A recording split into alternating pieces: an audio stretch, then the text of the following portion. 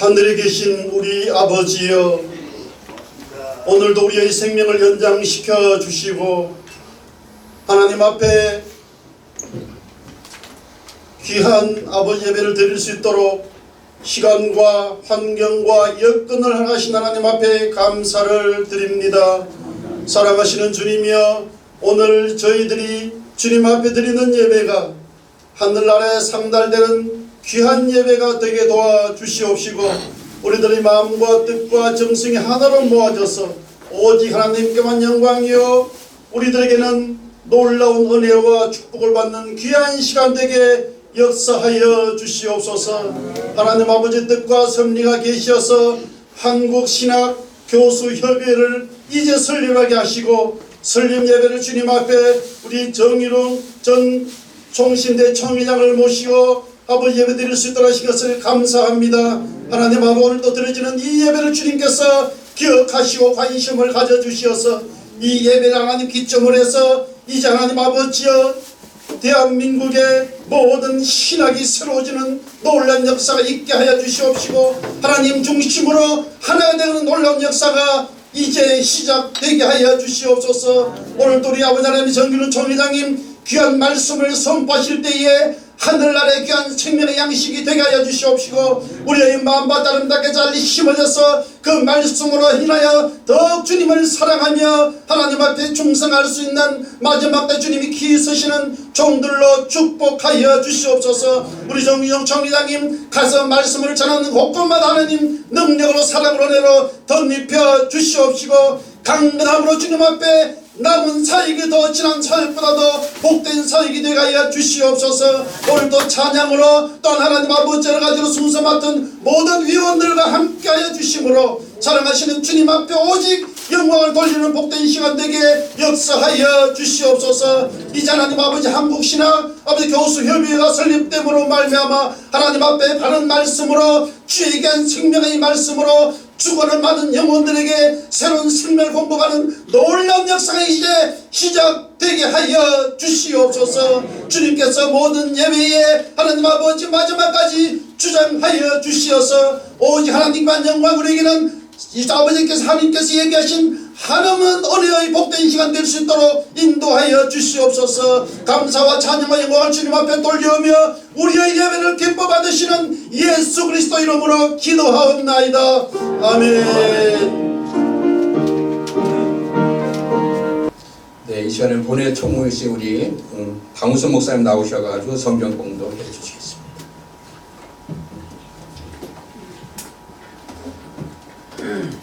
하나님의 말씀 공독하겠습니다. 우리에게 주신 하나님의 말씀은 에베소서 4장 1절에서 6절 말씀입니다. 공독하겠습니다. 그러므로 주 안에서 갇힌 내가 너희를 권하노니 너희가 부르심을 입은 부름에 합당하게 행하여 모든 겸손과 온유로 하고 오래 참음으로 사랑 가운데서 서로 용납하고 평안에 매는 줄로 성령이 하나 되게 하신 것을 힘써 지키라. 몸이 하나요 성령이 하나요 이와 같이 너희가 부르심의 한 소망 안에서 부르심을 입었느니라. 주도 하나요 믿음도 하나요 침례도 하나요 하나님도 하나이시니 곧 만유의 아버지시라. 만유 위에 계시고 만유를 통일하시고 만유 가운데 계시도다. 아멘.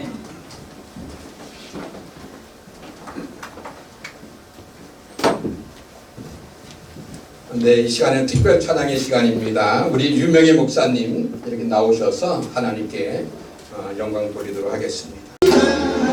사랑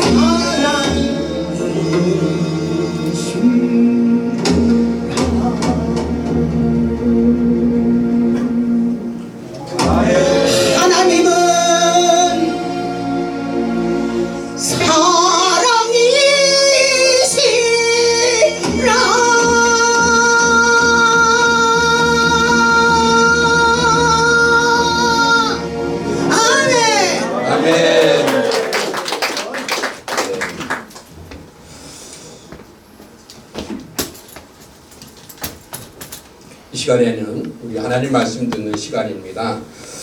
오늘 시간에 바쁘심에도 불구하고 우리 한국 기독교 우리 통신대 총장 4대째 이렇게 역임하시고 오늘 이렇게 한국 우리 신학 교수협의회에 이렇게 설교하시러 이렇게 오셨습니다. 우리 이 시간에 정인호 총장님 나오실 때 우리 아멘으로 이렇게 오른손을 들어서 화답해 주시면 감사하겠습니다.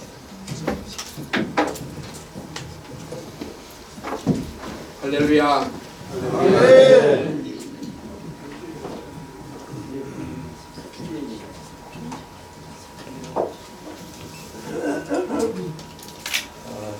존경하는 복음의 동력자 여러분, 만나 뵙게 돼서 반갑습니다.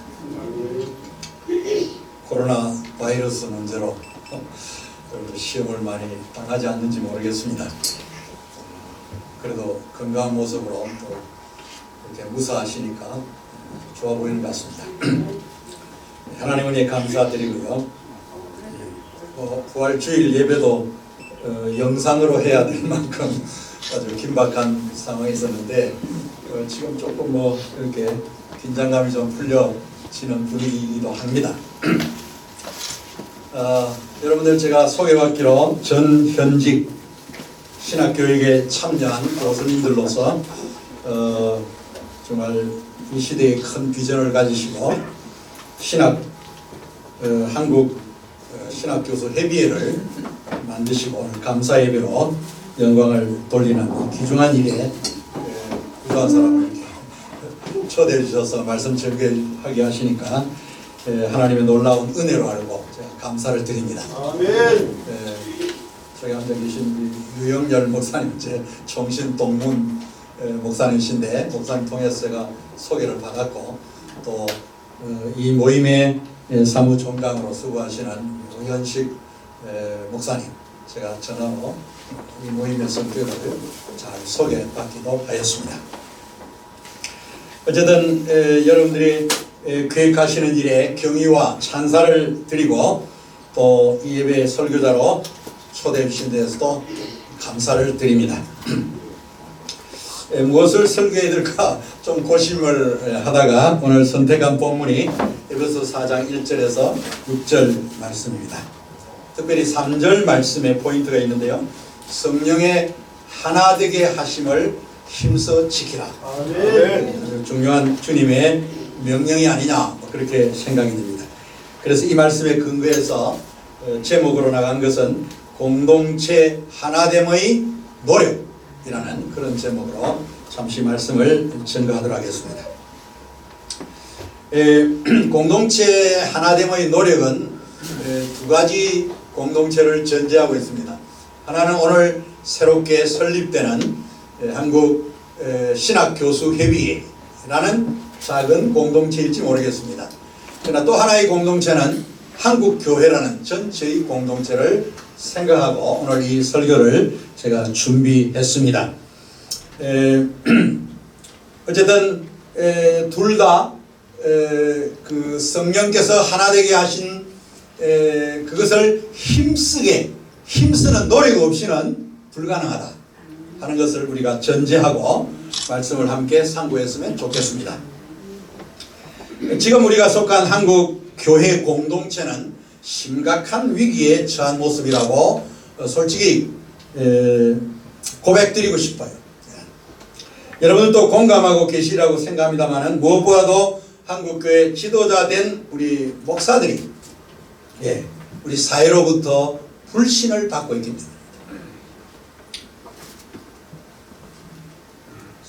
때문입니다. 이것을 저는 우리 한국교회의 공공성이 무너지는 위기가 아니냐 또는 그 공공성이 상실되는 위기가 아니냐 그렇게 생각하고 있습니다. 왜냐하면 교회는 원래 사회 속에 이미 인류를 구원하고자 하는 하나님의 뜻을 펼치기 때문에 공공기관이에요. 개인적인 것이 아닙니다. 개인이 시작을 하지만은 이미 거기에 공동체가 형성이 되면 이미 그것은 성령께서 만들어주신 하나되게 하신 공동체고 이미 그것은 사회성을 가지고 있습니다. 사회적인 영향력을 드러내는 공동체로 발전해야 된다는 이야기입니다. 이것을 저는 교회의 공공성이라 그렇게 신학적으로 표현하고 싶습니다. 결국 교회는 사회와 이웃과의 관계에서 덕을 많이 끼치고 사랑을 베풀며 언제나 존경받는 곳이 되어야 됩니다. 여러분 잘 아시다시피 지난 60년대 이후부터 우리 한국의 근대화가 이루어지면서 그 기간에 한국교회는 가난한 우리 국민들과 함께 했습니다. 복음으로, 성령의 위로로 함께 했습니다. 그래서 많은 사람들이 한국교회를 신뢰하게 되었고 목사님들을 존경하게 되었고 기꺼이 한국교회에 속한 자들이 되었던 것입니다. 그리고 복음의 소리에 설교에 감동을 받았고 또 복음의 진리의 증언대로 삶의 모범을 보이는 목사님들의 그 청빈한 모습에 감동을 받아서 존경하고 따랐다고 말할 수 있습니다. 그러한 분위기 속에서 우리 한국교회는 세계 선교 역사에 유례없는 정말 대부흥, 큰 교회로 부흥했던 것도 사실이었습니다. 그런데 90년대 후반 2000년대로 오면서 오히려 한국교회는 수가 감소되어 갈 뿐만 아니라 마침내 오늘날은 우리 사회가 교회를 염려하는 기관이 되어버렸다는 거죠. 물론 일반 매스컴에서 일부 하는 소리라고 우리가 치부할 수 있을지 모르지만 그러나 우리는 심각하게 그 문제를 보아야 되리라고 생각하는 것입니다. 오히려 우리 사회가 걱정하고 염려하는 단체가 되어버린 거예요. 한국교회가. 저는 이 한국교회의 그동안 지도적인 역할을 해오면서 참 부끄럽게 한이 없고 오늘 여러분들 앞에 제가 솔직히 고백드리고 싶은 거예요. 왜 한국교회 이렇게 되었을까? 우리가 반문해보면 한국교회가 너무 비대해지고 물질이 막 생기고 또 목사직도 무슨 권력인 것처럼 남용을, 그 권력을 남용하면서 스스로 세속적인 모습을 드러냈기 때문입니다. 잘 아시는 이야기로 저는 믿고 있습니다. 그러한 모습에서 한국교회를 신뢰하는 마음이 다 깨져 버렸어요. 존경하는 마음이 사라져 버렸습니다. 기대하는 마음이 사그라들게 된 거예요.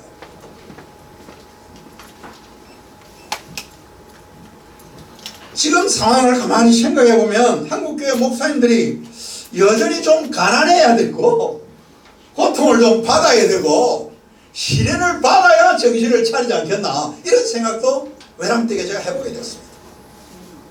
가난할 때가 더 좋았다는 거죠.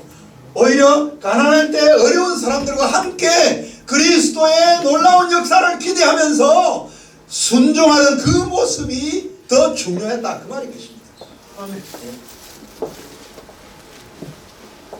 그래서 한국교회 목사님들이 좀 가난하고 어려워져 시험이 좀 와야 이 겸손해지고 진실해질까 이런 생각도 해보게 되는 것입니다. 코로나 이게 19가 우연히 온 게 아닙니다. 우리 인간이 만들어낸 거예요. 사실은 자연을 개발한답시고 하나님이 만든 창조 세계를 함부로 착취하고 이용하고 남용하다가 결국은 희한한 바이러스들이 생겨나는 거예요. 감당할 수 없는 거예요. 오늘은 한쪽에서는 자연을 좀 존중해야 되겠다는 의견도 사실 과학자들 속에서 나오고 있기도 합니다. 가장 큰 실수는 주로 큰 교회를 이루는 목사님들에게 있어요. 사실은 대형 교회를 이루다 보니까 굉장히 성공감을 느끼고 자부심을 느끼고 자기가 마치나 신이 된 것처럼 이렇게 돌변해버리는 거예요. 이게 인간이에요. 인간. 대기업체 회장처럼 행사를 하고 있는 거예요.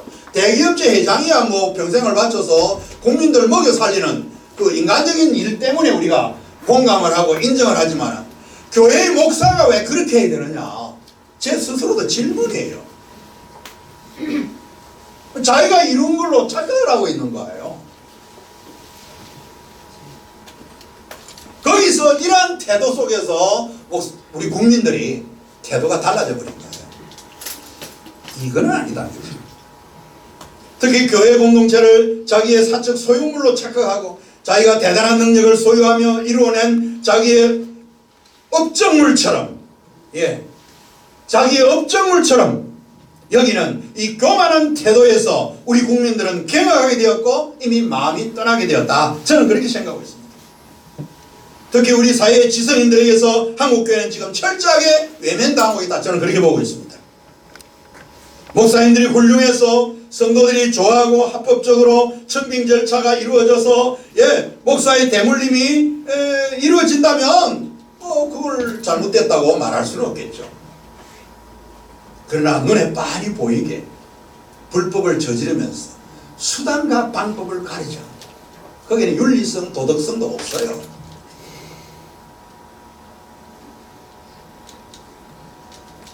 이러한 대물림들이 이제는 대형교회를 넘어서 중소교회로 확대되고 있다는 소문도 저는 듣고 있습니다.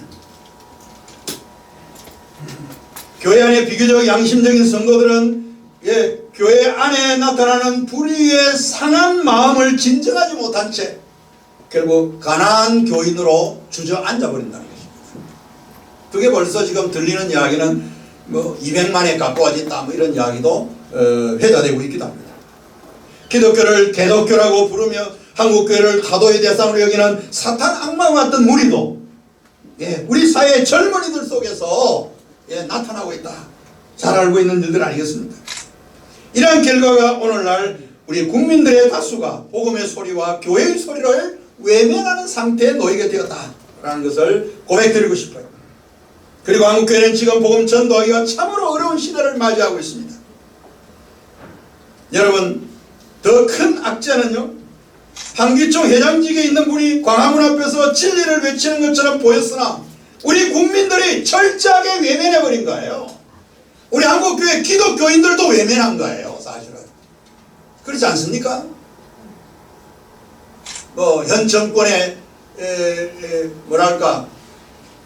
우리의 불만을 대신 털어주니까 부분적으로는 대신하는 역할 때문에 우리가 기대를 하고 저도 처음에는 좀 기대를 했어요, 사실.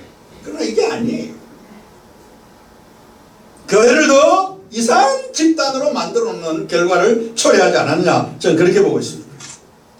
여러분, 이뿐만 아닙니다. 한국교회 내면을 들여다보면 교회 공동체는 더 큰 위기에 처해 있는 모습입니다. 이건 제가 여러분들이 생각하지 못한 부분인지 모르지만 제가 너무 경험되어 가지고 여러분들 제가 오늘 고발 좀 하겠습니다. 양해하고 들으시기 바랍니다. 3년 전 제가 속한 교단에서 미자립 교회를 돕는 위원회가 만들어졌습니다. 그 이유는 저희 교단에 속한 지교회 수가 12,000교회였습니다. 갑자기 이전에 2004년에 이전에 그 갈라져 나간 교단이 2005년에 한 3,000, 4,000교회가 이렇게 합하자고 해가지고 합동하는 바람에 12,000교회로 숫자가 늘어나게 된 것입니다. 그런데 실제로 자립한 교회가 얼마이냐? 30% 내지 35%, 적게 보면 25%에 30% 정도 된다고 보고 있습니다. 그리고 미자립 교회가 어느 정도냐? 나머지 70%. 이게 저희 교단의 현실입니다. 근데 이것이 저희 교단만 뿐만이 아니라 한국교회 전반적으로 타 교단은 어떠느냐? 비슷하다는 거예요. 그래서 우리 종회에서 미자립 교회를 돕자는 안건이 제기가 되었고 도우는 위원회가 사실은 만들어져 있습니다. 저는 참 잘한 일이라고 생각합니다. 어려운 목회지 미자립 교회 목사님들을 도울 수 있는 그 생각을 했다는 것 자체가 참 고마웠어요, 사실 저는.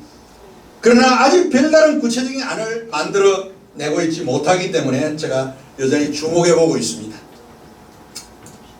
존경하는 복음의 동력자 여러분, 지금 한국교회 내부를 들여다보면 교회 공동체가 흔들리고 있다는 것을 곳곳에서 느낄 수 있습니다. 그것이 바로 우리 목회 사회의 지나친 경쟁으로 인해서 동력자들이 지쳐가지고요, 이게 동력자로 복음 사역의 동력의 감정을 느껴야 될지 안 느껴야 될지 이게 위기에 와 있다는 거예요. 대체로 우리가 염려하고 있는 한국교회 지도자들이 우리 사회로부터 불신받는 것이 큰 문제라고 우리 모두 생각하고 계시겠지만 저는 그보다 더 우선하는 문제가 교회의 내적인 공동체성의 위기라고 보는 거예요. 그것은 개척교회나 위자력교회 같은 소형교회를 맡으신 목회자들의 그 생계와 관련된 위기라고 저는 설명드리고 싶습니다. 솔직히 말하면 한국교회는 지금 빈익빈 부익부의 모순 구조에 빠져 있다고 저는 감히 말하고 싶어요. 이 문제를 어떻게 해결해야 될 것인가? 저의 최대의 질문이었습니다. 제가 은퇴한 지 지금 6년째 접어들었는데 은퇴하고 나서 교단을 돌아보니까 제자들이 자립한 교회에서는 넉넉하게 설교하고 나면 사례를 주어서 제가 도움을 받기도 했는데 자립하지 못하는 교회는 저를 부르지를 못하는 거예요. 그걸 내가 알고 그 다음부터 제가 자발적으로 찾아가기 시작했습니다. 왜 그랬느냐? 가만히 생각하니까 신학교에서 이 신학생들이 다 등록금 내고 공부한 거예요. 그 등록금이 나는 선생했으니까 좋은 공단에 자기 가입해가지고 은퇴금 지금 그 연금을 받게 됐단 말이에요. 연금 받는 걸 가만히 생각하니까 이게 학생들 등록금이었어요. 그래서 부끄러워가지고 제가 나가는 교회 포기해버리고 11조 모아서 매달 제자들 교회 지금 찾아다니고 있습니다. 솔직히 제가 자랑하고자 이 말 하는 게 아니에요. 너무 우리 제자들이 안타까웠어요. 불쌍해서 내가 말을 못하겠어요. 지금 지난 30년 동안 내가 신학교에 섬겼던 교수로서의 생활이 실패구나 하는 것을 절감하게 되었기 때문에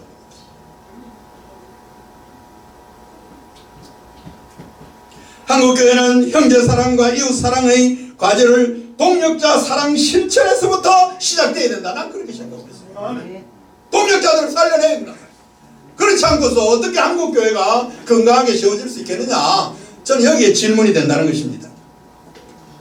지난번 한창 국가와의 관계에서 종교인 과세 문제가 다루어질 때요. 제가 아이디어를 내줬어요. 뭐라고 말했냐? 한국교회가 국가의 세무이행을 수용하고 그 대신 미자립교회 목회자 생계 대책을 복지 차원에서 국가에 지원받는 문제를 협상하라고 제가 일러드렸어요. 사실은 저희 교단 대표들에게. 그런데 나중에 들어보니까 협상 결론이 어떻게 됐냐? 목회자는 노동자가 아닙니다라는 그것 가지고 싸웠다는 거예요. 국가하고. 국가에서는 뭐라 하냐니까 그것만 인정해주면 세무이행이 당연히 합법화되는 거고 그 다음에 미자립교회에 자립하지 못하는 교회 목회자들을 도와주겠다고 이야기를 했답니다. 그런데 끝까지 목사는 노동자가 아니라는 이 맹분을 살려내려고 거룩한 주의 종이라는 말을 하고 싶었겠죠. 주님으로부터 부름받은 하나님의 사자라는 말을 하고 싶었겠죠.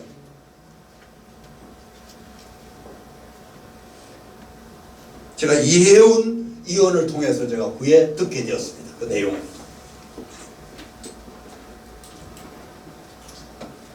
이번에 코로나 바이러스 문제로 한국교회는 주일 예배도 마음대로 할 수 없는 상태에 놓여 있습니다. 그 때문에 대부분 미자립 교회들은 거의 문 닫기 직전에 놓여 있습니다. 물론 그러한 교회 목사 사모님들의 90%는 이미 생계 극복을 위해서 취업 전선에 뛰어들었고요. 상당수 목사들도 택시기사 내지 일 노동자로 나서서 생계 유지를 해가고 있다는 것이 현실입니다. 아마도 여러분들은 이 문제를 목회자 개인의 능력 부족 문제로 돌릴지 모르겠습니다. 그러나 구조적으로 조금만 자립한 대형교회 목사님들이 양보한다면 이 문제 해결의 지혜를 발견할 수 있다고 생각하는 것입니다. 여기에 대해서 언제 여러분 앞에 한번 이견 개진하는 토론하는 시간이 기회가 있으면 좋겠다 그런 생각을 해봅니다. 존경하는 복음의 동력자 여러분, 아마도 여러분들은 지금 제가 제기하는 한국교회 공동체성과 이 공공성의 위기에 관한 이야기가 오히려 여러분의 마음에 은혜를 삭감시키고 있는지 모르겠습니다. 그리고 여러분의 관심사가 전 현직 신학 교수님들이나 미래의 신학 교육에 더 깊은 관심을 기울이고 계실지 모르겠습니다. 그러나 생각하면 저는 미래 한국교회의 목회자 양성이 어떻게 이루어져야 할지를 생각하면서 바로 그 신학교육 문제 때문에 한국교회의 공동체성과 공공성 회복 문제를 제기해 보고 싶다는 것입니다. 이런 구조적이고 전체적인 것부터 보면서 우리가 미래의 신학교육을 생각해야지, 그거 없이 그냥 우리의 나이브한 순수한 신앙의 감정만으로 이야기해서는 결코 어떤 기여도 할 수 없다는 것을 저는 이미 내다보고 있는 것입니다. 그러므로 한국교수협의회가 오늘 새로운 출발을 할 때 한국교회 전체 문제를 진심으로 고심하기를 바라고, 이 시대의 목회자 양성이 과연 어떤 방향에서 이루어져야 될 것인가 하는 것을 진지한 토론을 통해서 지혜를 모으고 방향을 짚어갈 수 있는 기관이 되기를 축원하는 것입니다. 바로 이 한국교회 무너지고 있는 지금 한국교회 공동체성과 공공성의 문제라는 거예요. 이것이 이미 흔들리고 있단 말이에요. 이걸 회복시켜야 돼요. 이것이 제가 지금 보고 있는 관심도입니다. 그간 지금까지 지향해왔던 한국교회의 양적인 성장 지향의 목회관은 이제는 수정되어야 할 것입니다. 그 대안이 무엇이어야 될 것인가를 묻는다면 저는 하나님의 형상의 모습인 질적인 성장의 방향으로, 참 인격과 인간성 회복을 지향하는 구원의 방향으로 나아가라고 일러주고 싶습니다. 그리고 기독교의 참된 구원도 영혼 구원에만 한정된 것이 아니라 전인 구원이라는 신학적인 새로운 통찰을 가져야 되라고 생각합니다. 그리고 저쪽은 사회 구원을 주장하니 자유주의고, 이쪽은 개인 구원, 영혼 구원을 주장하니 정말 진리를 말하는 것이고, 그런 분파 논리는 이제는 없어야 됩니다. 양쪽 전체를 다 보셔야 됩니다. 개인 구원을 보면서 사회 구원을 보셔야 돼요. 영혼 구원을 보면서 전인 구원을 볼 줄 아는 이 통찰을 가진 지도자를 양성해야 된다. 제 그 말인 것입니다. 딴 게 아니고요. 제가 신학적인 불필요한 논쟁이 일어날까 염려돼서 이 정도로 제가 줄이고 언제 또 이야기할 수 있는 기회가 있으면 고맙겠습니다. 우리는 지금 공동체의 하나됨에 관한 이야기를 나누고 있습니다. 이제 이러한 한국교회의 위기의 문제들을 어떻게 해결해 가야 될 것인가, 그 대책에 관한 희망적인 이야기를 조금은 들려드리고 싶습니다. 그것은 다른 것이 아닙니다. 오늘 에베소 4장 3절을 주목해 보시기 바랍니다. 사도 바울은 에베소 교회를 향하여 편지하면서 3절에 이렇게 말하고 있습니다. 평안의 매는 줄로 성령의 하나 되게 하신 것을 힘써 지키라는 말씀을 외치고 있습니다. 아멘. 이것은 사도 바울의 입을 통하여 주시는 하나님의 명령이라고 저는 생각합니다. 한마디로 우리 하나님은 교회 공동체의 하나됨을 위하여 노력하고 힘쓰고 애쓰라는 거예요. 그렇지 않으면 무너지는 거예요. 그렇지 않으면 후퇴되고 마는 거예요. 사라지는 거예요. 지금 나타난 한국교회의 부정적인 현상 문제들에 대하여 너무 실망만 하지 말고 이제는 희망과 꿈을 가지고 성령 하나님의 도움을 기대하면서 열심히 노력하라는 거예요. 그게 오늘 한국 신학교육의 협의회가 설립되는 정말 희망이고 지지가 아니냐, 저는 그런 생각을 해보게 되는 것입니다. 그리고 오늘 에베소 4장 1절 3절은 성령의 하나 되게 하신 것을 힘써 지키려면 어떻게 해야 될 것인가, 그 방법적인 것을 자세히 일러주고 있는 것을 교훈받을 수 있다고 생각합니다. 먼저 무엇입니까? 하나님의 부름에 합당하게 행하라는 거예요. 여러분, 합당하게란 말이 무슨 말인지 이해가 되시나요? 독일어 성경을 보면요, 페아눔프티시란 말을 썼어요. 원래 페아눔프트란 말은 이성이란 말이에요. 이성이란 말이에요. 이성. 그걸 우리말로 번역하면 합당하게, 합법적으로, 이성에 맞게, 논리에 맞게, 이해에 적합하게, 뭐 이런 여러 가지 의미로 해석될 수 있습니다. 중요한 것은 합당하게 행하라는 이 말씀은 원칙과 순리를 쫓아서 행동하라, 그 말이에요. 원칙과 순리가 없으면 안 됩니다.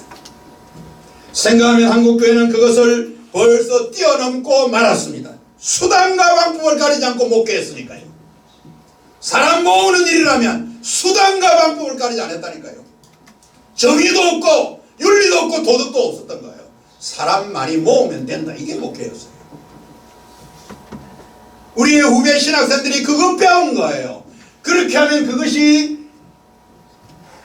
내가 앞으로 살아갈 수 있는 생계 수단이 될 수 있는 것으로 착각한 것이죠. 제가 너무 감정을 많이 실어서 이야기를 죄송합니다. 제 마음이 너무 많이 이렇게 좀 끌어오르는 것 같아가지고 아무래도 여러분들 앞에 제가 이렇게 표현할 수밖에 없습니다. 결국은 자신들이 하나님의 자리를 차지하고 만 것입니다. 제가 볼 때는. 극단적으로 비판하면 하나님께 영광을 돌린다고 말하면서도 사실은 자기 영광을 구하고 챙기며 애쓰는 자들이 되었다고 고백할 수밖에 없는 줄 압니다. 그것이 우리 사회의 한국 교회를 향하여 나타나고 있는 태도라고 보는 것입니다. 성경 말씀 그대로예요. 행한 대로 갚으시는 하나님의 보응이라고 저는 생각합니다. 그러므로 이제는 모든 것에 합당하게 행하시기를 바랍니다. 한국신학교수협의가 설립되면 더 이상 세상 사람들이 행하는 것처럼 자리 싸움하지 마시고요. 제가 높아심을 한 이야기입니다. 그것도 무슨 권력이라고 군림하려고 행사하지 마시고요. 겸손히 섬기시기를 바랍니다.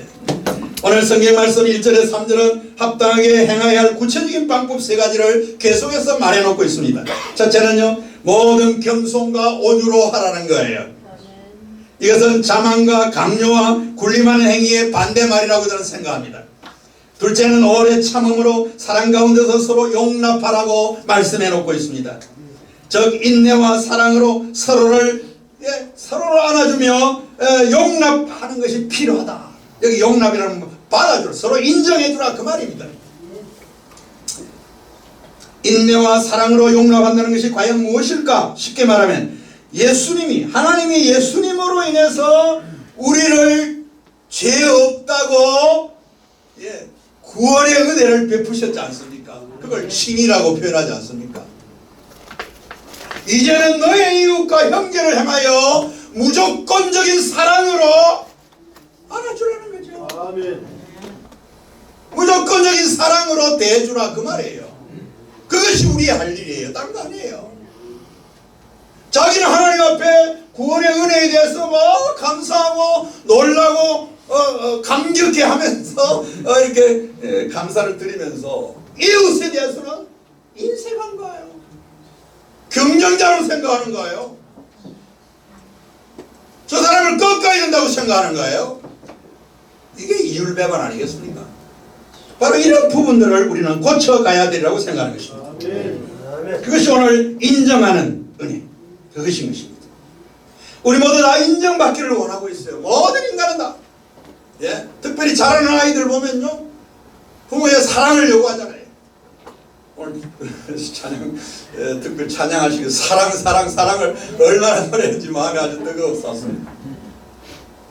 노래로 뿐만 아니라 그게 직접 이제는 우리의 삶 속에서 영향력으로, 향기로, 가치로 서로 용납하는 사랑으로 나타나게 해야 되지 않느냐 그 말인 것입니다. 그것이 공동체를 세워주는 거예요. 하나 되게 하는 중요한 원리라는 것을 결코 놓치지 않기를 바랍니다. 세 번째는 평안에 매는 줄로 성령이 하나 되게 하신 것을 힘써 지키라 그랬습니다. 평안에 매는 줄이란 말은 성령이 하나 된 것이, 평안에 매는 줄로 성령이 하나 되게 한 것이란 말은 공동체가 하나 되면 그것은 성령의 역사라는 것을 말해주는 것입니다. 성령의 역사가 아니고서는 결국은 공동체가 하나 될 수 없다는 것을 보여주는 것입니다. 성령의 역사는 원래 하나가 되는 의사소통의 역사를 불러일으키게 되어 있습니다. 공동체가 서로의 생각과 마음이 하나 되는 일인 것입니다. 그런데 앞에서 언급한 것처럼 겸손과 온유로 하고 오래 참음으로 사랑 가운데 서로 용납하는 것, 평안에 매는 줄 등은 모두 사도 바울이 갈라디아서 5장 22절에 말하고 있는 9가지 성령의 열매와 직결되어 있습니다. 성경 보시면 공동체의 하나가 되는 일은 성령의 역사로만 가능하다는 것을 다시 한번 보여주고 있는 것입니다. 한국교회는 세계교회 중에 성령 받으라, 성령을 받고 던지면서 성령을 찬양하는 가장 세계에서 모범적인 교회예요 그동안. 그런데 이웃을 향하여 공동체의 하나됨을 위해서 실천을 안 하는 거예요. 나 자기 복만 받으려고 하는 이런 분위기로 지금까지 신앙생활을 하지 않았나는 안타까움이 제게는 있다는 말씀인 것입니다. 그래서 행동 실천은 잘 안 해요. 목사님들의 모습에서 삶에서 그와 같은 것이 드러나니까 그러한 우리의 모습들이 우리 국민들에게 들켜버린 거예요. 내가 너무 리얼하게 표현해서 죄송합니다. 양해하고 들으시기 바랍니다. 생각하면 이 땅에 교회 공동체가 세워지는 일은 원래 성령께서 역사하신 증거입니다. 성령의 은혜가 아니고서는 교회 공동체가 존재할 수 없습니다. 성령이 하나 되게 하신 것을 힘써 지키란 말은 흔들리는 한국교회 공동체와 한국교회 공공성을 성령의 도움으로 다시 회복시켜라, 그 말로 받으시기를 바랍니다. 그러므로 교회를 하나 되게 하는 것은, 교회 공동체를 하나 되게 하는 것은 전적으로 성령의 은혜에 달렸다는 것을 깨닫고, 오늘부터 새롭게 시작하는 한국 신학교수협의회는 성령의 은혜를 강구하면서 하나 되기를 힘쓰는 가장 모범적인 단체가 되기를 축원하는 것입니다. 그러므로 성령이 하나 되게 하신 것을 힘써 지키라는 이 말씀은 이제 우리 모두 삼위일체 하나님을 전적으로 의지하고 한국교회 공동체가 더 이상 흔들리지 않고 굳게 서서 이 시대의 하나님의 일을 신실하게 감당해가는 아름다운 교회가 되도록 힘쓰며 노력하는 그러한 여러분의 기관이 되기를 축원하는 것입니다. 참으로 한국교회 목회자들은 교만해져서 교회 공동체를 세우는 주인은 오직 성령 하나님이신데, 그러한 성령 하나님의 일에 목사는 일꾼으로 부름받아 쓰임받는 것뿐인데 왜 너희가 교회의 주인인 것처럼 행세하느냐, 이것을 깨우쳐주는 거예요. 더 이상 그렇게 하지 못하도록 막는 일에 한마음이 되어서 힘쓰시기를 바랍니다. 더 적극적으로 교회 공동체를 개인의 소유물로 착각하여 더 이상 한국 사회의 조롱거리가 되지 않도록 하라는 말씀으로 받으시기를 바랍니다. 미자립 교회 목회자들이 경제적 빈곤으로 더 이상 복음의 동력자로서의 정체성이 흔들리거나 지치지 않도록 자립교회들이 가진 것을 서로 나누며 교회 본래의 거룩성이 회복되도록 신앙의 책임, 복음의 책임을 다한 말로 받으시기를 소원합니다. 그래서 원래 성령께서 하나 되게 해놓은 그 본래의 교회 공동체의 모습을 위해 모든 노력을 기울이라는 말씀으로 받아 실천하는 우리 모두가 되기를 소원합니다. 그러므로 이제 오늘 설립되는 한국신학교수협의회는 이러한 막중한 사명 수행을 위해서 귀하게 쓰임받는 하나님의 기관이 되기를 바라고, 특히 지금 흔들리는 한국교회의 공동체성과 불신받는 공공성을 회복하는 일에 가장 모범적으로 그 일을 회복시키는 일에 쓰임받는 기관이 되기를 축원합니다. 앞으로 신학교수협의회는 각 신학교들에서 신학생들의 올바른 교육에 기여할 많은 일들이 있겠지만, 기본적으로 하나님 나라 과제 실현의 관점에서 보면 이러한 한국교회의 공동체성과 공공성 회복을 위한 실천 방법을 구체적으로 모색해 갈 때 그 일이 가능해진다. 저는 그렇게 보고 있습니다. 무엇보다 한국교회의 공동체성과 공공성을 해치는 개교파주의와 개교회주의적인 사고방식을 극복하는 일에도 힘을 다해야 하리라고 봅니다. 바라기는 한국신학교수협의회가 한국교회의 온전한 교회 공동체성과 공공성 회복을 위하여 새로운 교회 연합운동의 앞장을 섰으면 하는 생각입니다. 이 부분에 대해서도 언제 기회가 되면 제가 한번 제안하고 토론도 하고 싶기도 합니다. 한국교회 연합기관들은 이미 여러분 아시는 대로 여러 개가 있어요. 진보와 보수로 분열하여 있죠. 진보 쪽은 한국기독교회협의회라고 이름이 붙여져 있습니다. 보수 쪽은 한기총이죠. 한기총은 강화문에서 시간을 다 보내고 있죠. 그러나 둘 다 제 역할을 못하는 모습이라고 저는 생각이 됩니다. 최근에는 한교총도 생겨나 있습니다. 여전히 연합기관들도 난립되고 있는 분위기입니다. 그래야 한국교회가 연합하고 연대하여 이러한 연합된 힘으로 이 시대에 감당해야 할 일들이 무엇인지를 연구하고 밝히며 논의하여 한국 교회 연합운동이 새롭게 일어나는 일에 여러분 기여할 수 있는 그런 교수협의회가 되었으면 좋겠습니다. 저는 교파와 교단을 없애고 하나의 교파나 교단으로 통합하는 연합을 말하고 있는 것이 아닙니다. 교단과 교파의 전통과 역사를 서로 존중하고 인정하며 그러나 그러한 교파의식을 뛰어넘어서 한국 교회를 살려야 한다는 이 시대적 요구를 우리 마음에 큰 사명으로 여기시고 하나 되는 그런 방향으로 나아갈 수 있기를 소망합니다. 여러분 교파는 생각해보면요 하나님의 큰 집에 여러 개의 방으로 저는 이해하고 있을 뿐입니다. 이해가 되시죠? 전부 자기 방 더 전통적이고 더 정통적이고 더 역사적이라는 걸 자랑하고 있는 거예요. 하나님의 큰 집에는 여러 개의 방이 있어요. 그 방 하나씩 차지해가지고 교파 만들고 있는 거예요. 너무 제가 비판적으로 이야기 죄송합니다. 하나님 나라의 일은 혼자 하는 것이 아닙니다. 공동체가 하나 되어 서로 힘을 합하여 협력하는 힘으로 감당해야 하는 주님의 일입니다. 전도서 4장 12절에 보면 우리 하나님이 이렇게 말씀하고 있지 않습니까? 한 사람이면 패하겠거니와 두 사람이면 맞설 수 있나니 세귑줄은 쉽게 끊어지지 아니라고 하지 않았습니까? 예수님도 12제자를 모아서 이 땅에 복음 선교의 활동을 시작하지 않았습니까? 함께 뭉쳐야 힘이 생기고 주님의 선한 일도 서로 힘을 합해야 성과가 거기서부터 열매가 드러나게 되는 것입니다. 그런 점에서 그간 혼자서 독불장군식으로 해오던 영웅주의적 목회관은 철저하게 우리 한국교회에서 후퇴시켜야 됩니다.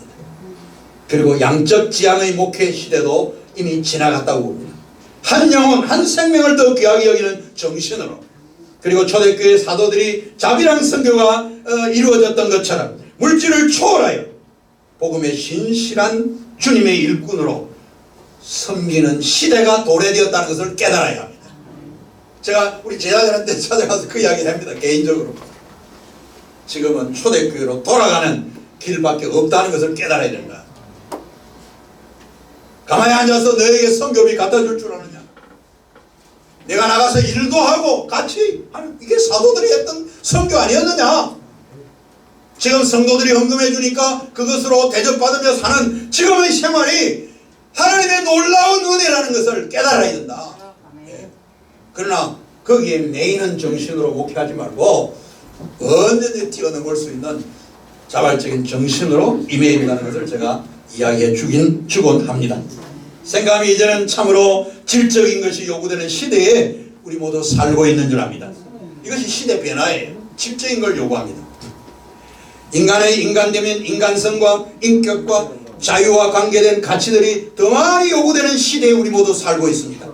그러므로 앞으로 신학교육과 목회자 양성은 이러한 사회적 요구에 상응할 수 있는 인간성과 영적 자질과 능력 준비에 주력해야 되리라고 생각하는 것입니다.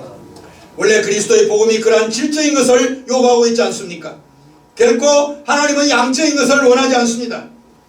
불순종과 타락으로 죄인된 인간들은 오직 예수 그리스도 안에서 믿음으로 성령을 통하여 옛사람을 벗어던지고 새로운 인간성으로 변화되어 그리스도의 인격과 성품을 닮아가는 차원에 있는 것 아닙니까? 그것이 예수님이 요구하던 것이 아니었습니까? 그리고 사도 바울도 로마서 12장 2절에서 너희는 이 세대를 본받지 말고 오직 마음을 새롭게 함으로 변화를 받아 하나님의 선하시고 기뻐하시고 온전한 뜻이 무엇인지를 분별하도록 하라고까지 일러주고 있지 않습니까? 여러분 설교가 너무 길어서 송구합니다. 이제 말씀 맺고자 합니다. 존경하는 복음의 동력자 여러분, 평안에 임하는 줄로 성령이 하나 되게 하신 것을 힘써 지키라고 오늘 사도 바울의 입을 통하여 우리 주님이 우리에게 일러주고 있습니다. 그 말씀을 우리 마음에 깊이 새기고 지금 심각하게 흔들리고 있는 한국 교회의 공동체성과 불신받고 있는 공공성 회복을 위해서 참으로 이 시대에 쓰임받는 한국 신학교수 협의회가 되기를 바라고 우리 모두 자신들이 되기를 축원합니다. 기도하겠습니다. 거룩하신 주님, 오늘 어지러진 한국 교회를 그냥 내버려 두지 않으시고 주님 그동안 신학교에서 귀하게 사용하시고 또 지금도 사용하고 계시는 일꾼들을 이곳에 모으시고 한국 신학 교수협의회를 만들게 하시고 오늘 감사 예배로 하나님께 영광을 돌리게 하시오니 감사드립니다. 구조한 종이 이 시간 초대받아 주의 말씀 외쳤습니다. 정말 공동체 하나됨의 정말 노력이 필요한 이때에 하나님이 필요하여 이 기관을 세우신 줄 믿사오니 이 기관을 통하여 이 기관이 든든하게 서갈 뿐만 아니라 한국교회의 어지러진 공동체성을 회복시키고 공공성을 회복시키는 일에 귀하게 쓰임받는 일꾼들과 이 아름다운 기관이 되게 하여 주시옵소서. 아멘. 예수 그리스도 이름으로 기도하옵나이다. 아멘.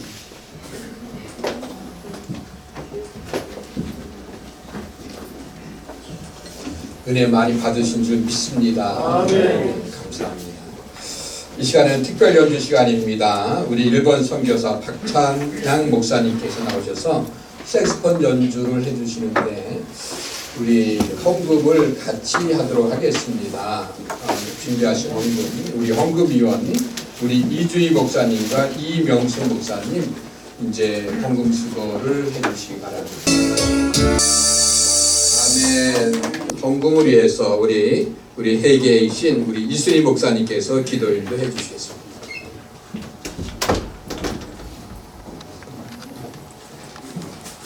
하늘에 계신 우리 하나님 아버지의 은혜와 사랑을 진심으로 감사를 드립니다. 오늘 한국 교수협의회 설립 감사 예배를 드릴 수 있도록 은혜 주심을 감사합니다. 정의롱 귀한 총장 목사님의 말씀을 통해서 큰 은혜를 받았사오니 감사합니다. 공동체의 하나됨에 아버지 노력하는 우리 한 사람 한 사람 될 수 있도록 은혜 베풀어 주시옵소서. 우리 삶이 예배되게 하시고 우리의 삶이 기도가 될 수 있도록 은혜 베풀어 주시옵소서. 이 시대에 하나님이 정말 일할 사람을 찾고 계신 줄로 믿습니다. 하나님 보시기에 기뻐하심을 입으며 모든 사람에게도 칭찬을 받는 우리 목회자들 다 될 수 있도록 은혜 베풀어 주시옵소서. 평안에 매는 줄로 하나 되게 하신 것을 성령으로 하나 되게 하신 것을 힘써 지키라고 했사오니 우리가 하나 되어서 정말 하나님 나라를 이뤄갈 수 있도록 은혜 베풀어 주시옵소서. 우리가 가는 곳에 하나님 나라가 임하게 하시고 하나님의 뜻이 이루어질 수 있도록 은혜 베풀어 주시옵소서. 받은 은혜 감사해서 주님 앞에 귀한 물질 드렸사오니 이 물질이 쓰여주는 곳에 하나님의 영광이 드러날 수 있도록 은혜 베풀어 주시옵소서. 감사하며 예수님의 이름으로 기도하옵나이다. 아멘. 이 시간은 광고 말씀은 우중인데도 불구하고 또 여러분 바쁘심에도 불구하고 이렇게 오셔서 축하해 주시고 또 함께 해주셔서 또 이제 감사를 드리고요. 앞으로도 한국신학교수협의회가 이제 시작이니까 앞으로 좀 더 이제 성장해 나갈 수 있도록 그래서 우리 하나님 앞에 영광을 돌리며 또 이제 한국 기독교에 또 이바지하는 그런 모임이 될 수 있도록 우리 심사하셨으면 좋겠습니다. 이 시간에 주기도문송 하겠습니다. 635장 우리 다 같이 부르시고 우리 축도는 우리 오세훈 목사님이 나오셔서 우리 축도해 주심으로 모든 예배 순서를 다 마치도록 하겠습니다.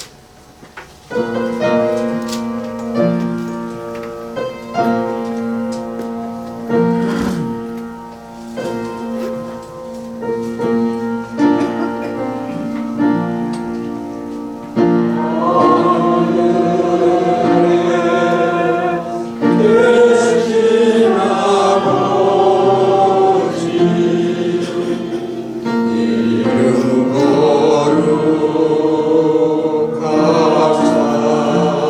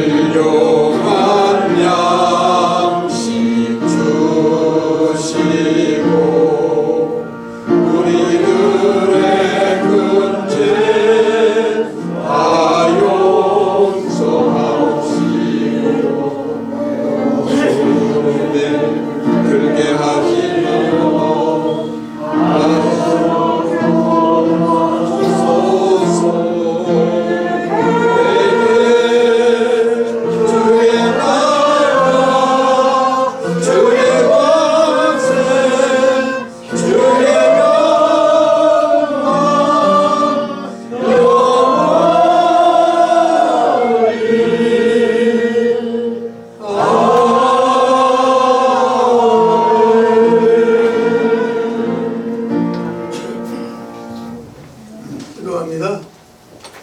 지금은 우리 주 예수 그리스도의 은혜와 하나님 아버지의 무한하신 사랑하심과 성령님의 감화 감동 교제 교통하심이 이제부터 영원토록 한국신학교 교수협의회 설립위원들 또한 우리 모든 함께하는 동역자들이 이제부터 영원토록 함께하여 주시옵기를 간절히 축원하옵나이다.